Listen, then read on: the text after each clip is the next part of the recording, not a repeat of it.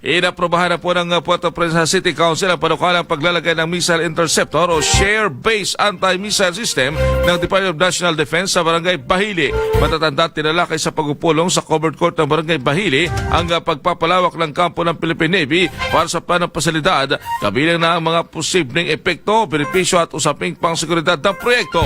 Layunin umano ng panukalang sistema na palakasin ng depensa at seguridad sa karagatan lalo na sa bahagi ng Puerto Princesa at Palawan. Express Balita sa Umaga.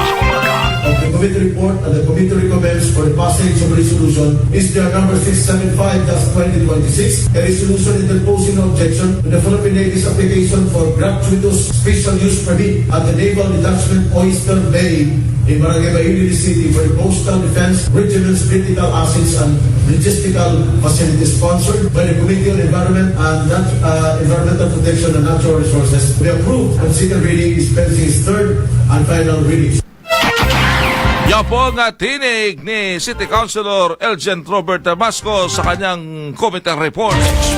Express Balita sa Umaga. Yan ang balita natin sa iyo na Vision News Plus. Bigyan ito upang may panumbalik sa maayos sa paningin ng mga mata. Ito ay merong sangkap na lutein, beta-carotene, vitamin E at zeaxanthin. Ito ay aprobado ng FDA. Ang Vision News Plus ay mabibili sa lahat ng mga butika sa Puerto Princesa at buong lalawigan ng Palawan. Express Balita sa Umaga.